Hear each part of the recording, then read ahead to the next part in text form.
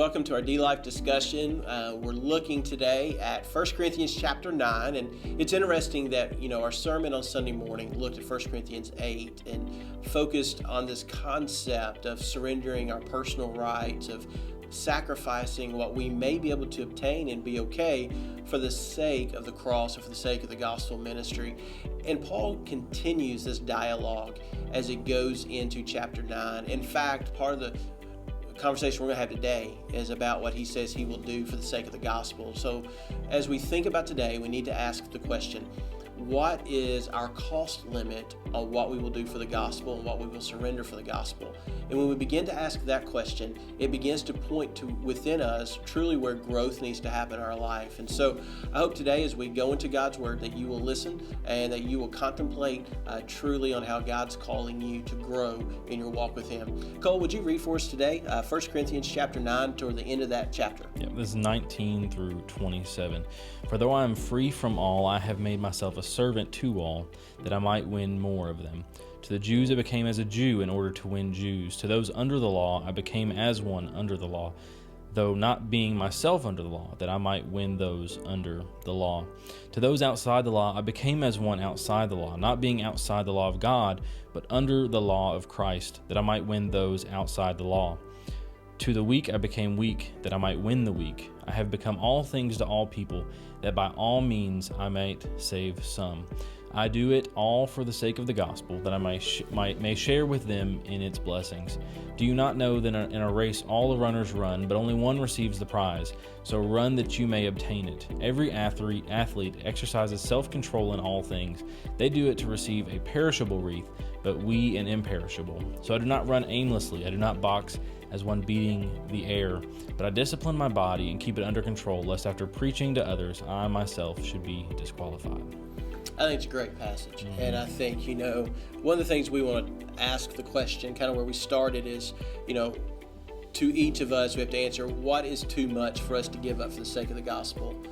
I think the Apostle Paul is very clear that for him, there is nothing too great to give up for the sake of the gospel. And I think some of that is because he understands lostness. He understands the impact of eternity.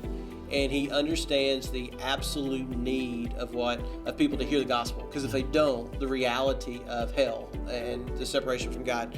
So again, in this passage, when you kind of read through it, it almost becomes like a tongue twister a little bit, because there's like in the law, out of the law, in the law, out of the law, and kind of what you're talking about. So again, what in this passage do you see as a primary truth that can be confusing if we're just reading through it, not thinking through?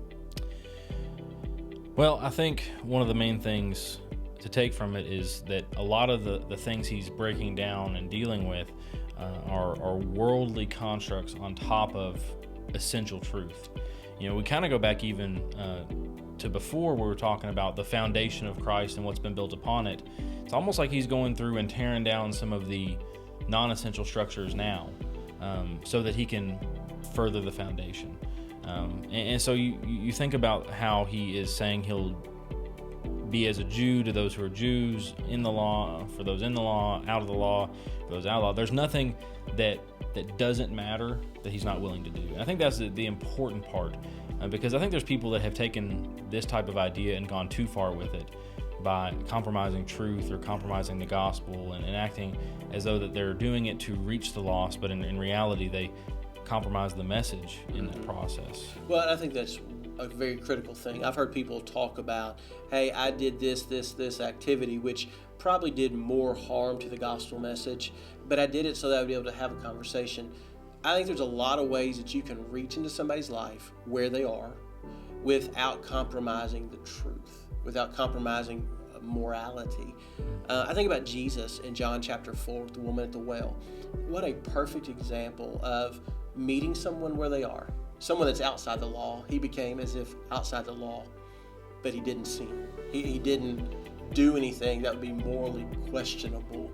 And I think that's key. I think another thing this passage points to, if we go to really how do we share the gospel, is contextuality.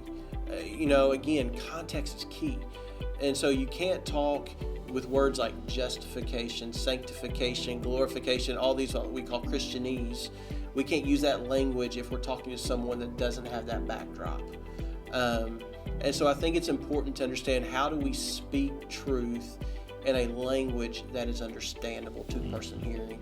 And I think that's critical. He goes at second place, and both of us at some point in high school were athletes, and he does some athletic imagery toward to close this chapter.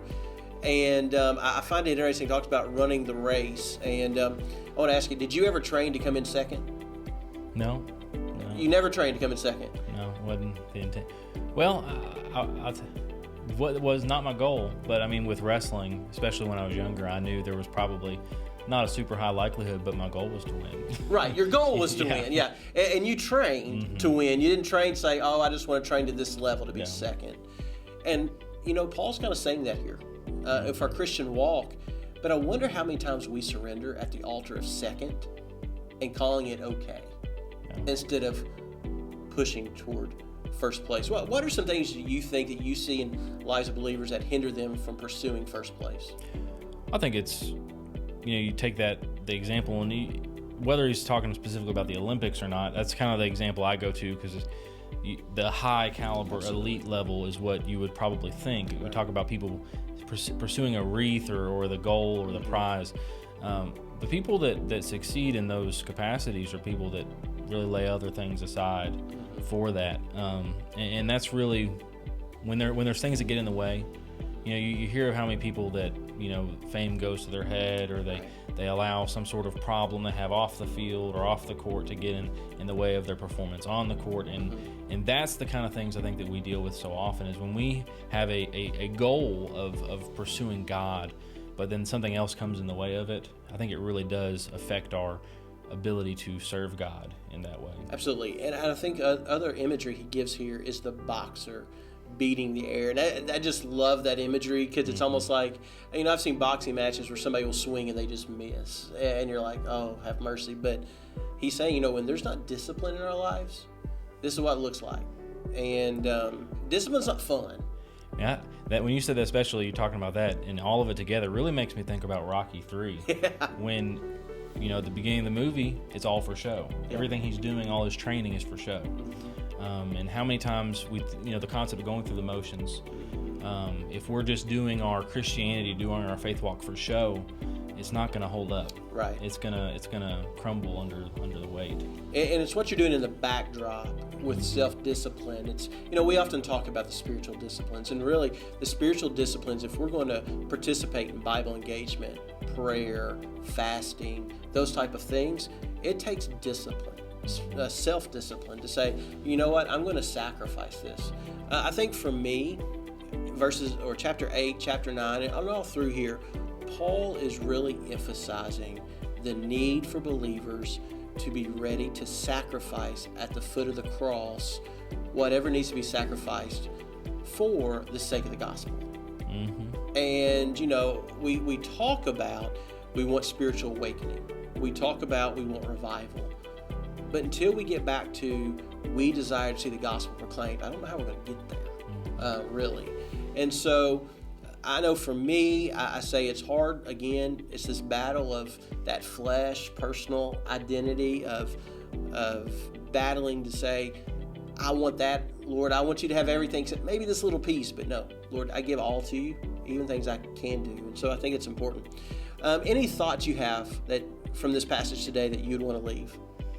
I think it's just, figuring out what things are truly essential to God, right? And finding those things and making sure that's what we focus on, that's what we're chasing after, that's what we're keeping as essential. But at the same time, looking for those things that we kind of prop up to that level, and making sure that those things don't become things that get in the way, right? That draw back, that keep us maybe beating the air because we're focused on these things that don't matter. Because I think our world, as we look around, there's more, and our mission field is growing either larger or more clearly identifiable. There's a lot of lost people, and a lot of lost people that live in a different culture than we experience, and that live in come from a different worldview, different background. We may live down the street, but the way they view the world may be completely different than us. Right. And to reach those people, we may have to completely change the way we interact with them, the way we understand them, the way we talk, the way we explain the gospel. And so how do we do that? And what things might be holding us back that, really don't matter in the end, or the things that we should lay down like Paul lays down his things, even though he's free. Well, now think about just this week, and most people may not even know this yet. The Southern Baptist Convention rebranded itself. Brand new logo for cooperative program, for the convention as a whole, for Baptist Press, and some things. Now, there's still the base tenets in there. When you see what each part, each component makes up, it's still pointed to the cross, and each one is symbolic. They just kind of updated it to give it a 21st century look. I think a lot of times we've got to remember the message is the same, but sometimes in a 21st century culture, we need to engage in like a 21st century culture. And I think that's something to remember. And sometimes that means we have to sacrifice at the foot of the cross. So I hope that you'll keep reading this week. Look forward to having another conversation with you next week, and that you will join us on Sunday for worship, both in the morning and the afternoon, as well as you can see some videos that go on the rest of this week for all ages. And for any youth, you can also join, our DLife discussions in person each Sunday evening at 5:30. But for Cole and for myself, Paul, we're so glad that you are joining us, that you took time to listen to this, and we look forward to spending next week with you again.